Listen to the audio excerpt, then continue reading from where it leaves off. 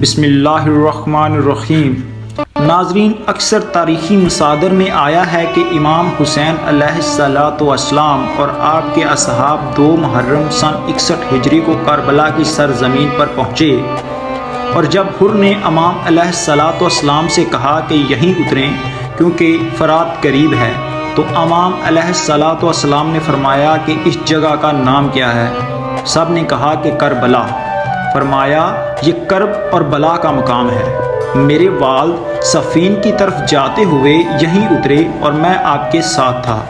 اور رک گئے اور اس کا نام پوچھا تو لوگوں نے اس کا نام بتایا، اور اس وقت آپ نے فرمایا کہ یہاں ان کی سواریاں اترنے کا مقام ہے اور یہاں ان کا خون بہنے کا مقام ہے۔ لوگوں نے حقیقت حال کے بارے میں پوچھا تو آپ نے فرمایا کہ خاندان محمد صلی اللہ علیہ وآلہ وسلم کا ایک قافلہ یہاں اترے گا، اور امام علیہ السلام نے فرمایا کہ یہ ہماری سواریاں اور ساز و سامان اتارنے کی جگہ ہے، اور یہاں ہمارا خون بہنے کا مقام ہے۔ اور اس کے بعد حکم دیا گیا کہ ساز و سامان یہیں اتار دیا جائے، اور ایسا ہی کیا گیا، اور یہ جمعرات 2 محرم کا دن تھا۔ منقول ہے کہ کربلا میں پڑاؤ ڈالنے کے بعد امام حسین علیہ السلام نے اپنے فرزندوں، بھائیوں اور اہل خاندان کو اکٹھا کیا اور ان سب پر ایک نگاہ ڈالی اور روئے اور فرمایا، خداوند ہم تیرے نبی کی عزت اور خاندان ہیں جنہیں اپنے شہر و دیار سے نکال دیا گیا ہے، اور حیران و پریشان اپنے نانا رسول اللہ صلی اللہ علیہ وآلہ وسلم کے حرم سے نکالا گیا، اور بنو امیہ نے ہمارے خلاف جارحیت کی، خداوند بس ان سے ہمارا حق لے اور ظالموں کے خلاف ہماری نصرت فرما۔ اور اس کے بعد امام علیہ السلام نے سرزمین کربلا کو 60,000 درہم کے عوض خرید لیا، اور ان پر شرط رکھی کہ آپ کی قبر کی طرف لوگوں کی رہنمائی کریں گے اور 3 تک ان کی پذیرائی اور ضیافت کا اہتمام کریں گے۔ 2 محرم سن 61 ہجری کو امام حسین علیہ السلام اور اصحاب کربلا میں حسین کے سرزمین کربلا پر اترنے کے بعد حر بن یزید ریاحی نے ایک خط عبید اللہ بن زیاد کے لیے لکھا اور اس کو اس امر کی اطلاع دی، اور حر کا خط ملتے ہی عبید اللہ نے ایک خط امام حسین کے نام بھیجا جس میں یہ لکھا تھا کہ اما بعد اے حسین علیہ السلام، کربلا میں تمہارے پڑاؤ ڈالنے کی خبر ملی۔ امیر المومنین یزید بن معاویہ نے مجھے حکم دیا کہ چین سے نہ سوؤں اور پیٹ بھر کر کھانا نہ کھاؤں حتیٰ کہ تمہیں خدائے دانائے لطیف سے ملحق کروں، یا پھر تمہیں اپنے حکم اور یزید کے حکم کی تعمیل پر آمادہ کروں۔ والسلام، مروی ہے کہ امام حسین علیہ السلام نے پڑھنے کے بعد خط کو ایک طرف پھینک دیا اور فرمایا کہ جن لوگوں نے اپنی رضا اور خوشنودی کو خدا کی رضا اور خوشنودی پر مقدم رکھا وہ ہرگز فلاح نہ پا سکیں گے۔ ابن زیاد کے قاصد نے کہا کہ یا ابا عبداللہ، آپ خط کا جواب نہیں دیں گے؟ فرمایا اس خط کا جواب اللہ کا دردناک عذاب ہے، اور جو بہت جلد اس کو اپنی لپیٹ میں لے لے گا۔ قاصد ابن زیاد واپس چلا گیا اور امام حسین کا کلام اس کے سامنے دہرایا، اور عبید اللہ نے امام کے خلاف جنگ کے لیے لشکر تشکیل دینے کا حکم دیا۔ امام حسین علیہ السلام کا قافلہ اور حر بن یزید کا لشکر ساتھ ساتھ آگے کی طرف چلتے رہے، اور جہاں کہیں آپ کے قافلے کا رخ صحرائے عرب کی طرف ہو جاتا، حر آپ کو روک دیتا اور رخ پھیر کر کوفہ کی طرف کر دیتا۔ چلتے چلتے آپ نینوا پہنچے، اور وہاں ابن زیاد کے ایک قاصد نے حر کو ایک خط پہنچایا جس میں حلم تھا کہ جو ہی میرا یہ خط اور میرا قاصد تم تک پہنچے، حسین اور اس کے ساتھیوں کو جہاں وہ ہوں وہیں روک لو، اور انہیں ایسی جگہ اترنے پر مجبور کرو جو بالکل چٹیل میدان ہو، اور جہاں کوئی سبزہ پانی کا چشمہ وغیرہ نہ ہو، اور میرا یہ قاصد اس وقت تک تمہارے ساتھ ساتھ رہے گا جب تک مجھے یہ معلوم نہ ہو جائے کہ جو حکم میں نے تمہیں دیا تم نے اس کی طرف بحرف تعمیل کی۔ حر نے تمام صورتحال سے امام حسین علیہ السلام کو آگاہ کیا اور کہا کہ اب میں آپ کو اس جگہ نہ رہنے دوں گا۔ بالآخر یہ مختصر سا قافلہ 2 محرم الحرام 61 بمطابق 2 اکتوبر 660 کو کربلا کے میدان میں اترا۔ دوسرے ہی روز عمر بن سعد 6000 سپاہیوں کے ساتھ وہاں پہنچا، اور عمر بن سعد چونکہ امام حسین سے لڑنے کا خواہش مند نہ تھا، اس لیے قرہ بن سفیان کو آپ کے پاس بھیجا۔ قرہ بن سفیان نے امام حسین علیہ السلام سے کہا کہ اگر تمہیں میرا آنا ناپسند ہے تو میں مکہ واپس جانے کے لیے تیار ہوں، لیکن ابن زیاد نے اس تجویز کو تسلیم کرنے سے انکار کر دیا اور عمر بن سعد کو حکم دیا کہ اگر امام حسین علیہ السلام بیعت نہ کریں تو ان کا پانی بند کر دیں۔ امام حسین علیہ السلام کو ایسی حالت میں جب کہ وہ قابو میں آ چکے تھے گرفتار کرنا زیادہ مناسب اور ضروری قرار دیا گیا۔ یہ سن کر ابن زیاد نے اپنی رائے تبدیل کر دی اور عمر بن سعد کو اس بات پر سرزنش کرتے ہوئے حکم دیا کہ اگر امام حسین علیہ السلام اور اس کے ساتھی اپنے آپ کو حوالے کر دیں تو بہتر ہے کہ ورنہ جنگ کی راہ لو۔ شمر ماہ خط کے عمر بن سعد کے پاس پہنچا اور عمر بن سعد اپنے اقتدار کو قائم رکھنے کی خاطر امام حسین کے خلاف تلوار اٹھانے کے لیے تیار ہو گیا، اور یہ 9 محرم الحرام کا دن تھا۔ ابو محنف کے مطابق حسین کی فوج کی تعداد 32 گھڑ سوار اور 40 پیادہ فوج تھی، اور محمد باقر کے مطابق یہ 45 گھڑ سوار اور 100 پیادہ تھے۔ اس نے حسین ظہیر بن قائن کو دائیں بازو کا کمانڈر اور حبیب ابن مظر کو بائیں بازو کا کمانڈر مقرر کیا، اور اس نے سپاہ کا وسط بھی اپنے بھائی عباس کے حوالے کیا۔ ابن زیاد کے بھیجے گئے فوجیوں کی تعداد کا تخمینہ مختلف تھا، جو کہ کم از کم 4000 اور کچھ اطلاعات میں 80,000 تک ہے۔ کربلا میں امام حسین کے آنے کے بعد ابن زیاد نے کوفیوں کو مسجد میں جمع کیا اور ان کے بزرگوں کے درمیان میں یزید کے بھیجے گئے تحفے تقسیم کیے، جو 4000 دینار اور 2 لاکھ درہم تک تھے، اور انہیں دعوت دی کہ کربلا جا کر امام حسین کے خلاف جنگ میں عمر سعد کی مدد کریں۔ ابن زیاد نے کوفہ کی کارگزاری عمرو بن حریث کے سپرد کر دی اور خود نخیلہ میں خیمے لگا کر بیٹھ گیا۔ ابن زیاد ہر صبح اور شام کوفیوں میں فوج کے 25 سے 30 اور 50 افراد پر مشتمل دستے کربلا روانہ کرتا تھا، اور حتیٰ کہ 6 محرم الحرام کو ابن سعد کی سپاہ کی تعداد 20,000 افراد سے تجاوز کر گئی۔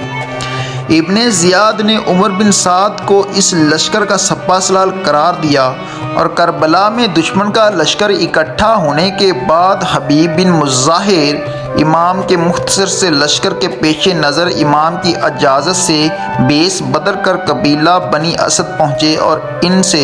بنت رسول کے مدد کی وہ درخواست کی۔ مختصر یہ کہ 7 محرم کو ابن زیاد نے عمر بن سعد کو حکم دیا کہ حسین اور آپ کے اصحاب اور پانی کے درمیان میں حائل ہو جائیں اور انہیں پانی کا ایک قطرہ بھی نہ پینے دیں۔ خط ملتے ہی ابن سعد نے عمر بن حجاج زبیدی کو 500 سوار دے کر فرات کے کنارے پر تعینات کیا اور حکم دیا کہ امام حسین اور اصحاب حسین کو پانی تک نہ پہنچنے دیں۔ حضرت امام حسین نے بھائی عباس کو بلوایا اور انہیں 30 سواروں اور 20 پیادوں کی سرکردگی میں پانی لانے کے لیے فرات کی طرف روانہ کیا،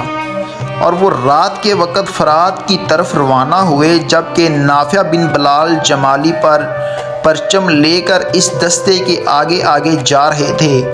یہ افراد عباس کی قیادت میں شرعید فرات تک پہنچ گئے، اور عمرو بن حجاج زبیدی جو فرات کی حفاظت پر مامور تھا اصحاب حسین کے ساتھ لڑ پڑا، اور اصحاب حسین کے ایک گروہ نے مشکوں میں پانی بھر دیا، اور عملدار حسین اور نافع بن بلال سمیت باقی افراد نے دشمن سے لڑ کر ان کی حفاظت کی تاکہ وہ سلامتی کے ساتھ پانی کو خیام تک پہنچا دیں، اور یوں حسین کے اسباب پانی خیام تک پہنچانے میں کامیاب ہو گئے۔ میدان کربلا میں شمر ایک ایسا ظالم تھا جس نے اپنے ساتھیوں کے ساتھ مل کر حضرت امام حسین رضی اللہ تعالی عنہ کو شہید کیا۔ شمر قبیلہ حوازن کے رسا میں سے تھا اور ابتدا میں اصحاب علی میں شامل تھا، لیکن بعد میں امام علی اور آپ کے خاندان کے کینہ پرور دشمنوں کے زمرے میں شامل ہوا۔ اس کا باپ فتح مکہ کے بعد مسلمان ہوا اور اس کی ماں بدنام عورتوں میں سے تھی۔ واقعہ کربلا میں اس کا کردار نمایاں رہا، جیسے مسلم بن عقیل کی شہادت کے اسباب فراہم کرنا، روز عاشوراء جنگ کی آگ بھڑکانا اور اس کے بعد امام حسین کو شہید کرنا اور خیام پر حملہ کرنا اور امام سجاد کو شہید کرنے کی کوشش کرنا۔ محرم 61 ہجری قمری کی 9ویں تاریخ کی شام کو شمر 4000 افراد کا لشکر اور عمر بن سعد کے لیے ابن زیاد کا دھمکی امیز خط لے کر کربلا پہنچا۔ ابن سعد نے خط رکھ کر شمر سے کہا کہ تو نے اس کام کو تباہ کیا جس میں خیر و اصلاح کی امید تھی۔ اس کے باوجود عمر سعد نے ابن زیاد کا یہ حکم مان لیا کہ یہ امام حسین سے بیعت لے یا پھر ان کے ساتھ جنگ کرے، اور شمر اس کی سپاہ کا امیر بن گیا۔ شمر حضرت عباس بن علی اور ان کے 3 بھائیوں کی والدہ ماجدہ ام البنین کے قبیلے سے تعلق رکھتا تھا۔ روز عاشوراء صبح کے وقت شمر نے ابن سعد کی سپاہ کے مسیرے کی امارت سنبھالی، اور جب اس کو خیام حسینی کے اطراف میں خندق اور جلتی ہوئی لکڑیوں کا سامنا کرنا پڑا تو اس نے گستاخانہ لب و لہجے کے ساتھ امام کے ساتھ گفتگو کی۔ امام حسین نے سپاہ کوفہ کو تذکرہ اور تنبہ دلانے کے لیے خطبہ پڑھا اور اس کے ضمن میں اپنے خاندان کے تابندہ ماضی کی طرف اشارہ کیا اور اہل بیت کی موت کے بارے میں رسول اللہ صلی اللہ علیہ وآلہ وسلم کی ہدایت سے اپنے کلام کا آغاز کیا تو شمر نے آپ کی بات کاٹی، تاہم حبیب بن مظاہر نے اس کو منہ توڑ جواب دیا۔ ایک دفعہ جب امام حسین کے گران قدر صحابی زبیر بن قائن نے کوفیوں کو نصیحت کرنے کا آغاز کیا اور انہیں امام حسین کی مدد و نصرت کی دعوت دی تو شمر نے ان کی طرف تیر پھینکا اور ان کی توہین کی۔ عبداللہ بن عمیر کلبی شہید ہوئے تو شمر نے اپنے غلام کو حکم دیا کہ ان کی زوجہ کو جو اپنے خاوند کی بالین پر بیٹھی تھیں نیزہ مار کر شہید کرے، اور اس نے ایسا ہی کیا۔ امام حسین رضی اللہ تعالی عنہ کے بہادر صحابی نافع بن بلال جمالی نے شدید جنگ لڑی اور ان کے دونوں بازو ٹوٹ گئے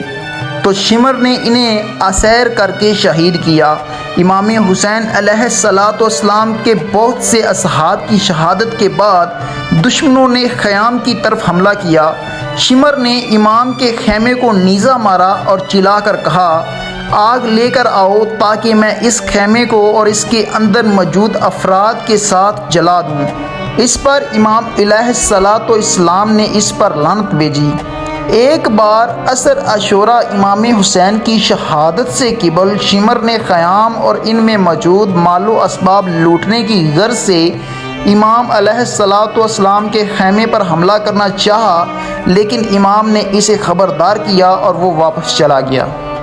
شمر نے تیر اندازوں کو حکم دیا کہ امام حسین کے جسم مبارک کو نشانہ بنائیں، اور بعد ازاں سب نے اس کے حکم پر امام حسین پر حملہ کیا اور سنان ابن انس اور اس کے ساتھیوں نے امام علیہ السلام کے جسم پر لہو لہان کیا۔ امام حسین علیہ السلام کے قتل اور آپ کا سر مبارک تن سے جدا کرنے والے شخص کے بارے میں روایت مختلف ہیں، جن میں سے بعض روایت کا اشارہ شمر کی طرف ہے۔ شمر نے امام حسین علیہ السلام کو قتل کیا اور اپنے گھوڑے کے ذریعے آپ کے جسم مبارک کو پامال کیا۔ بعض روایات میں منقول ہے کہ شمر آپ کے سینے مبارک پر بیٹھ گیا اور آپ کا سر مبارک کفہ سے جدا کیا۔ امام حسین کی شہادت اور خیموں کے لوٹے جانے اور جلائے جانے کے بعد شمر نے امام سجاد کو، جو کہ بیماری کے بستر پر لیٹے ہوئے تھے، قتل کرنے کا ارادہ کیا، لیکن لوگوں نے اس کو باز رکھا اس کے بعد 11 محرم 61 ہجری کو عمر بن سعد نے حکم دیا کہ 72 شہدائے کربلا کے سر جدا کیے جائیں اور شمر اور کئی دیگر افراد انہیں کوفہ میں یزید بن معاویہ کے والی ابن زیاد کے پاس لے جائیں۔ جن قبائل نے کربلا کی جنگ میں شرکت کی تھی، انہوں نے ابن زیاد کی قربت حاصل کرنے کے لیے شہداء کے سروں کو آپس میں بانٹ لیا۔ شمر کی سرکردگی میں قبیلہ حوازن 20 سر اور سعید بن طاؤس کے بقول 12 سر ابن زیاد کے پاس لے گیا اور کہا گیا کہ شمر شہداء کے سروں کے حامل افراد کو عمر بن سعد کے آگے آگے حرکت دیتا تھا۔ عبید اللہ بن زیاد نے یزید بن معاویہ کا حکم پا کر اسیران کربلا اور شہداء کے سروں کو شمر اور اس کے ساتھیوں کے سپرد کر کے شام روانہ کیا، اور شمر نے دربار یزید میں امام حسین اور دیگر شہداء کربلا کے بارے میں توہین آمیز الفاظ ادا کیے۔ اہل بیت علیہ الصلاۃ والسلام کی مدینہ واپسی کے بعد شمر کی سرکاری ذمہ داری بھی ختم ہوئی اور وہ کوفہ واپس آیا۔ مروی ہے کہ وہ نماز پڑھتا تھا اور اللہ سے مغفرت کی التجا کرتا تھا، اور قتل امام حسین میں شرکت کا جواز پیش کرتے ہوئے کہتا تھا کہ اس نے امیروں کے حکم کی تعمیل کی ہے۔ اور تاریخ میں ہے کہ مختار ثقفی نے شمر کو قتل کیا۔ مختار کے کچھ سپاہیوں نے شمر کو گھیر لیا جبکہ اس کے دوسرے ساتھی بھاگ چکے تھے، اور انہوں نے شمر کو ہلاک کر دیا اور اس کا سر قلم کر کے مختار کے لیے کوفہ بھجوایا اور اس کا بدن کتوں کے سامنے ڈال دیا۔ مختار نے بھی شمر کا سر محمد بن حنیفہ کے پاس مدینہ بھجوا دیا۔ حضرت امام حسین رضی اللہ تعالی عنہ کے اکثر ساتھی شہید ہو چکے تھے اور دشمن کے دستے حضرت حسین رضی اللہ تعالی عنہ کے قریب پہنچ چکے تھے، اور ابو شمیمہ سعیدی نے عرض کیا کہ میری جان آپ پر قربان ہو، میں چاہتا ہوں کہ آپ کے سامنے قتل کیا جاؤں، لیکن یہ دل چاہتا ہے کہ ظہر کا وقت ہو چکا ہے اور یہ نماز ادا کر کے پروردگار کے سامنے جاؤں۔ حضرت حسین رضی اللہ تعالی عنہ نے با آواز بلند فرمایا کہ جنگ ملتوی کر دو، یہاں تک کہ ہم نماز پڑھ لیں۔ ایسی گمسان جنگ میں کون سنتا تھا؟ طرفین سے قتل و قتال جاری تھا اور ابو شمیمہ اسی حالت میں شہید ہو گئے۔ اس کے بعد حضرت حسین رضی اللہ تعالی عنہ نے اپنے چند اصحاب کے ساتھ نماز ظہر صلوات الخوف کے مطابق ادا کی۔ نماز کے بعد پھر قتال شروع ہوئے، اور اب یہ لوگ حضرت حسین رضی اللہ تعالی عنہ تک پہنچ چکے تھے۔ حنفی حضرت حسین کے سامنے آ کر کھڑے ہو گئے اور سب تیر اپنے بدن پر کھاتے رہے، یہاں تک کہ زخموں سے چور چور ہو کر گر گئے، اور اس وقت زہیر بن القین نے حضرت حسین رضی اللہ تعالی عنہ کی مدافعت میں سخت قتال کیا، یہاں تک کہ وہ بھی شہید ہو گئے۔ اس وقت حضرت حسین رضی اللہ تعالی عنہ کے پاس چند رفیقوں کے کوئی نہ رہا تھا، اور اب یہ رفیق بھی دیکھ رہے تھے کہ ہم نہ حضرت حسین کو بچا سکتے ہیں اور نہ خود کو بچا سکتے ہیں۔ تو اب ان میں سے ہر شخص کی خواہش تھی کہ میں حضرت حسین رضی اللہ تعالی عنہ کے سامنے شہید ہو جاؤں، اس لیے ہر شخص نہایت شدت اور شجاعت سے مقابلہ کر رہا تھا۔ اس میں حضرت حسین رضی اللہ تعالی عنہ کے بڑے صاحبزادے علی اکبر یہ شعر پڑھتے ہوئے آگے بڑھے کہ یعنی میں حسین کا بیٹا ہوں اور قسم ہے رب البیت کی کہ ہم رسول کریم صلی اللہ علیہ وآلہ وسلم سے قریب تر ہیں۔ کم بخت مرا ابن منقذ نے ان کو نیزہ مار کر گرا دیا، اور پھر کچھ اور شکی آگے بڑھے اور لاش کے ٹکڑے ٹکڑے کر دیے۔ حضرت حسین رضی اللہ تعالی عنہ سامنے آئے اور کہا کہ اللہ تعالیٰ اس قوم کو برباد کرے جس نے تجھ کو قتل کیا۔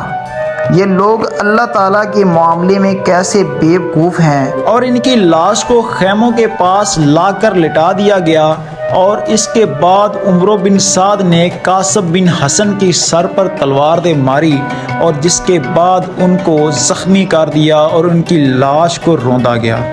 اس کے بعد امام حسین رضی اللہ تعالی عنہ نے ان کی لاش کو اپنے کندھے پر بٹھا کر اسی خیمے میں واپس جا کر لٹا دیا جہاں پر ان کے بھتیجے اور اس کے بیٹے کی لاش پڑی ہوئی تھی۔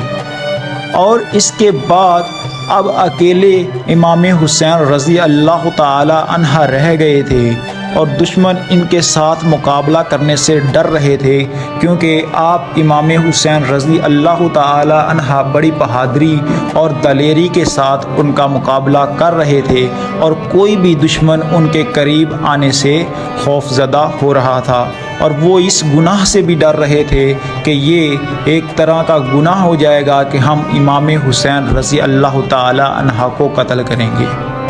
اور اس کے بعد ایک شقی القلب مالک بن نصیر آگے بڑھا اور اس بد نصیب نے آپ کے سر پر تلوار دے ماری اور آپ رضی اللہ تعالی عنہ کو شدید زخمی کر دیا، اور آپ نے اپنے چھوٹے صاحبزادے کو بلایا اور اپنے گود میں بٹھا دیا۔ پھر ایک بد نصیب نے ان کو بھی تیر مار کر ہلاک کر دیا۔ حضرت حسین رضی اللہ تعالی عنہ نے اس معصوم بچے کا خون زمین پر بکھیر دیا اور دعا کی کہ یا اللہ اب تو ہی ان ظالموں سے ہمارا انتقام لے۔ اس وقت حضرت حسین رضی اللہ تعالی عنہ کی پیاس حد کو پہنچ چکی تھی اور آپ پانی پینے کے لیے دریائے فرات کے قریب تشریف لے گئے اور ایک ظالم نے آپ کے منہ پر نشانہ کر کے تیر پھینکا جو آپ کو لگا اور آپ کے دہن مبارک سے خون جاری ہو گیا۔ انا للہ و انا الیہ راجعون۔ حضرت امام حسین رضی اللہ تعالی عنہ کی شہادت کے بعد دشمن کی فوج نے آپ کے جسم مبارک پر موجود ہر چیز لوٹ کر لے گئے، اور اس کے بعد دشمن نے خیموں پر حملہ کیا اور ان میں موجود تمام سامان لوٹ لیا، اور اس کام میں وہ ایک دوسرے پر سبقت لے جاتے تھے۔ شمر امام سجاد علیہ الصلاۃ والسلام کو قتل کرنے کی خاطر دشمن کے ایک گروہ کے ساتھ خیموں میں داخل ہوئے، لیکن حضرت زینب اس کام میں رکاوٹ بنی۔ بعض مورخین کے مطابق دشمن کے بعض سپاہیوں نے شمر کے اس کام پر اعتراض کیا اور اسے اس کام سے باز رکھا۔ ابن سعد نے اہل حرم کو ایک خیمے میں جمع کرنے کا حکم دیا اور پھر ان پر بعض سپاہیوں کے پہرے لگا دیے۔ ابن زیاد کے حکم پر عمر سعد نے اپنی فوج کے 10 سپاہیوں کے ذریعے امام حسین رضی اللہ تعالی عنہ اور ان کے باوفا اصحاب کے جنازوں پر گھوڑے دوڑائے، اور جس سے شہداء کے جنازے پائمال ہو گئے۔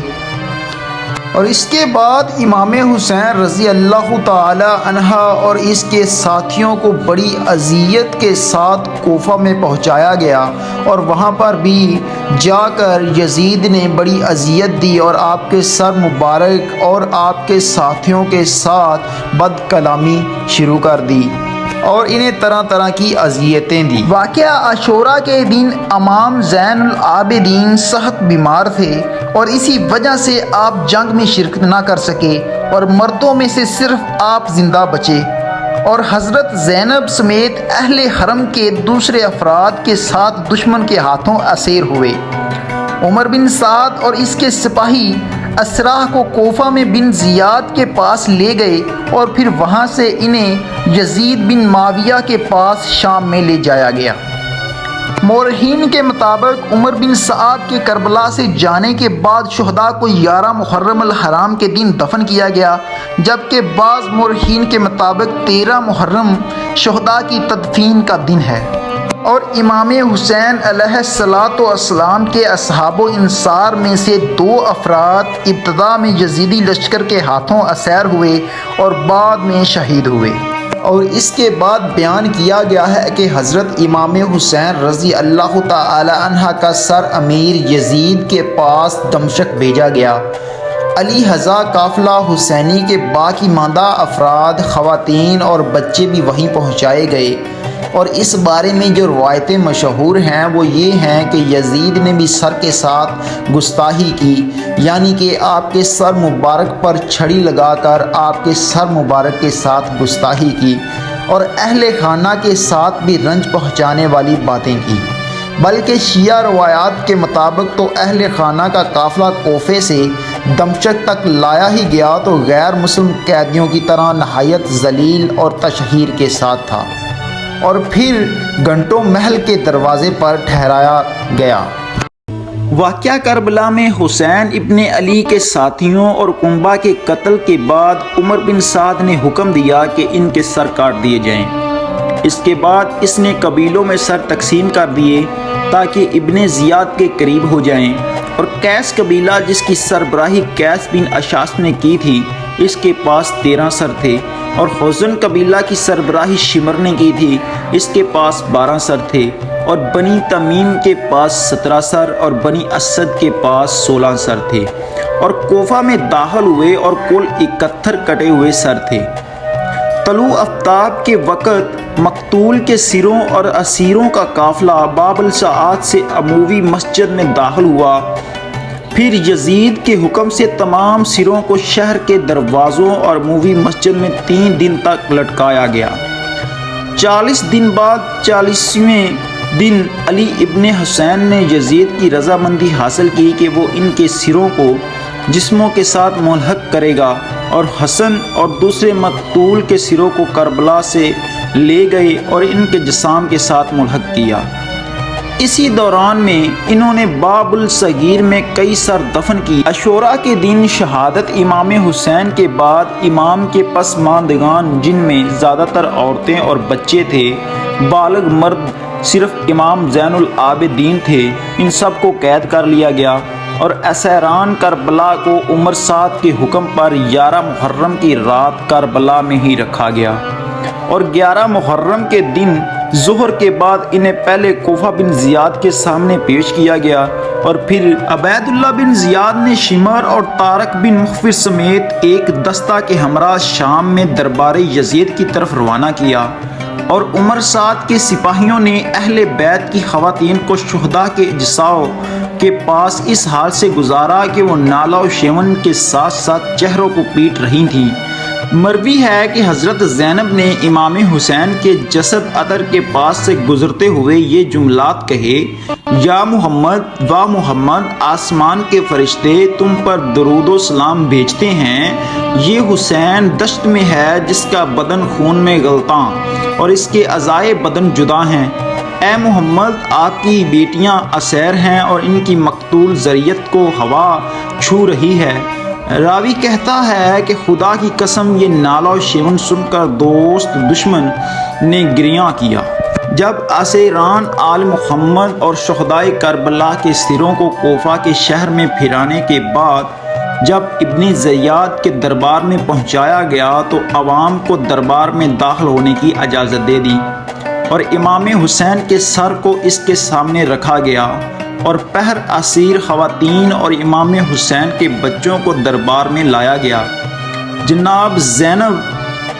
حقیر الباس میں ملبوس خواتین اور کنیزوں کے خسار میں تھیں اور ناشاستہ طور پر دربار میں آئی اور کسی کونے میں بیٹھ گئی۔ دشمنوں نے اسیروں کو بے گجا اینٹوں پر سوار کیا، اور جب اسرا کوفہ میں داخل ہوئے تو لوگ ان کا تماشا دیکھنے جمع ہو گئے۔ ابن آشم اور خوارزمی کے بقول عبید اللہ بن زیاد کے سپاہیوں نے اسیران کربلا کو کوفہ سے شام تک کوشش و پردے کے بغیر محلوں پر اس طرح شہر شہر لے کر گئے جس طرح ترک و ویلم کے کافر قیدیوں کو لے کر جاتے تھے۔ شیخ مفید کی مقتول روایات کے مطابق امام سجاد کو قیدیوں میں پابند غل و زنجیر دیکھا گیا۔ یزید نے اسیروں کے سامنے سر امام کو ایک سونے کے طبق میں رکھا اور اپنے ہاتھ میں لیتے ہوئے لکڑی کے ذریعے سر امام حسین کی توہین کی، اور جب امام حسین کی بیٹی سکینہ اور فاطمہ نے اس حالت کو دیکھا تو ایسی فریاد کی کہ خود یزید کی محل میں موجود عورتوں نے بھی اس فریاد کے ساتھ فریاد بلند کی۔ تاریخی مصادر میں اس طرح کے شام میں داخل ہونے اور سپاہیوں کے برتاؤ اور ان کے رہنے کی جگہ اور ان کے خطبات کے بارے میں بیان ہوا ہے۔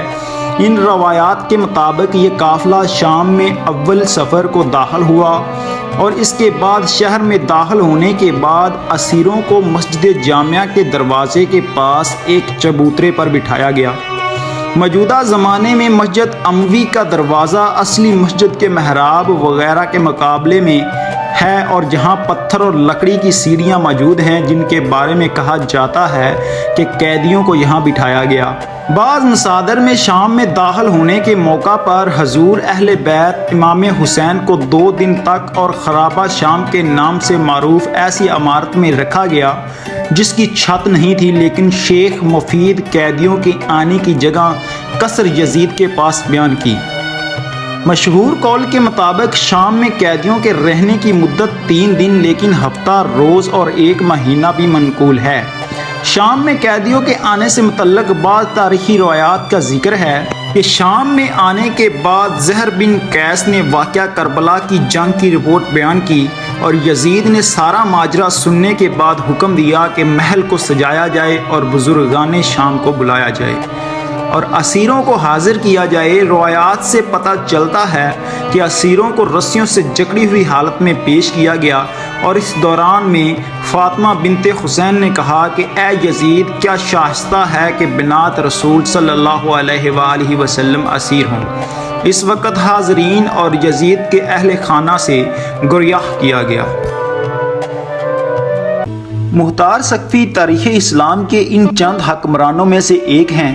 انہوں نے بنو امیہ کے خلاف تلوار اٹھائی اور کربلا میں حسین ابن علی کی شہادت کا بدلہ لیا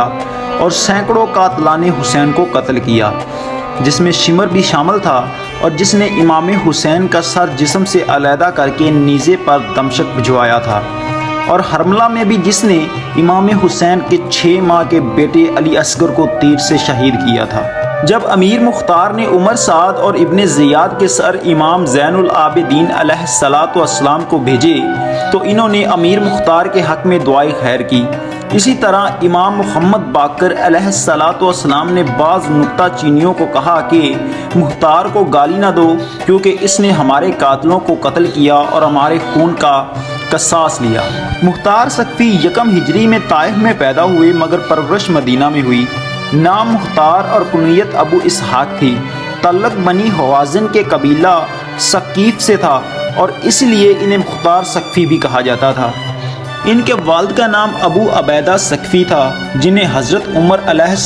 السلام نے عراق کی ایک مہم میں سپہ سالار بنا کر بھیجا تھا جہاں وہ شہید ہو گئے۔ مختار ثقفی کے بچپن میں ایک بار حضرت علی رضی اللہ تعالی عنہ نے آپ کو کھیلتے ہوئے دیکھا تو شفقت سے آپ کے سر پر ہاتھ پھیرا اور انہیں زیرے کو دانا کہہ کر پیار سے فرمایا کہ یہ میرے حسین کے قاتلوں سے انتقام لے گا۔ آپ عبید اللہ بن زیاد کی قید میں اہلیت سے محبت کے جرم میں قید رہے، جس طرح امام حسین کی شہادت کے وقت بیشتر محبان علی کو قید میں بند کر دیا گیا تھا۔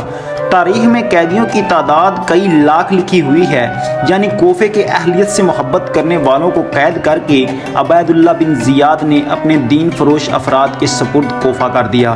جنہوں نے امام حسین کے بھیجے ہوئے اپنے خاص سفیر اور تایا زاد بھائی مسلم بن عقیل کو یکو تنہا کر دیا اور یوں انہیں حالات مظلومیت میں شہید کر دیا گیا۔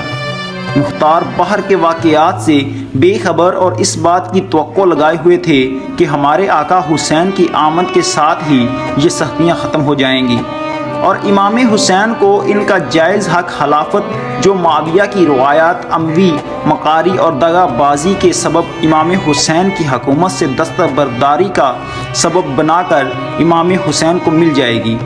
مگر جب امیر مختار کو امام حسین رضی اللہ تعالی عنہ کے عالم مظلومیت میں شہید ہونے کی خبر ملی، پھر آپ کی رگوں میں خون کی طرح دوڑتی ہوئی اہلیت سے محبت نے آپ کو مجبور کیا کہ قاتلوں کے ناپاک وجود سے زمین کو پاک کر دیں۔ ابن زیاد خواہش کے باوجود ممکنہ سیاسی و دیگر وجوہات کی بنا پر انہیں قتل نہ کر سکا، اور مختار ثقفی عبداللہ بن عمر کی بہن کے شوہر تھے اور ان کی اپنی بہن کی شادی حضرت عبداللہ بن عمر کے ساتھ ہوئی تھی۔ قید سے رہا ہونے اور واقعات کربلا سے آگاہی کے بعد امیر مختار نے قسم کھائی کہ قاتلان شہدائے کربلا کا بدلہ لے گا۔ پہلے مختار سقفی نے عبداللہ بن زبیر کے خروج میں ان کا ساتھ دیا، مگر عبداللہ بن زبیر نے حجاز میں اپنی خلافت قائم کر لی تو ان سے اختلافات پیدا ہو گئے اور وہ مدینہ سے کوفہ چلے گئے، وہاں اپنی تحریک کو منظم کیا اور 685 میں خروج گیا۔ اس وقت ان کے ساتھ ابراہیم بن مالک اشتر بھی مل گئے اور جو ایک مشہور جنگجو تھے، اور ان کے پاس اپنی کچھ فوج بھی تھی۔ انہوں نے بصرہ اور کوفہ میں جنگ کی اور بے شمار قاتلان شہدائے کربلا سے بدلہ لیا، جن میں عمر بن سعد، حرملہ، شمر ابن زیاد، سنان ابن انس وغیرہ شامل تھے۔ اور اس کے بعد انہوں نے فردن شہدائے کربلا کا بدلہ لیا اور انہوں نے ہر ایک کا سر کاٹا، اور جس میں شمر کا انہوں نے سر کاٹا اور باقی کا جسم کتوں کے سامنے پھینک دیا، اور کہا جاتا ہے کہ شمر کے باقی جسم کو کتوں نے کھایا تھا، اور ان کے سر کو آپ نے اسی طرح جس طرح آپ امام حسین رضی اللہ تعالی عنہ کے سر کو کاٹا تھا، انہوں نے بھی اس شمر کے سر کو اس طرح کاٹا۔ حضرت امام جعفر صادق علیہ السلام نے فرمایا کہ جب تک مختار نے امام حسین علیہ السلام کے قاتلوں کا سر نہیں بھیجا، بنی ہاشم کی کسی خاتون نے سر میں کنگھی اور خصاب نہیں لگایا۔ روایت میں ہے کہ جب جناب مختار نے عبید اللہ بن زیاد اور عمر سعد کا سر حضرت امام زین العابدین کی خدمت میں پیش کیا تو آپ نے سجدہ شکر کیا اور فرمایا کہ خدا مختار کو جزائے خیر دے، اور وہ تمام روایتیں جو جناب مختار کے خلاف پیش کی جاتی ہیں اور ان کے ذریعے آپ کی شخصیت کو مشکوک اور آپ کی توہین کی جاتی ہے، ان کو بزرگ محقق علماء نے جعلی بتایا۔ اور مختار سقفی وہ عظیم شخصیت تھی جس نے حضرت امام حسین علیہ السلام اور آپ کے ساتھیوں کی شہادت کا بدلہ لیا۔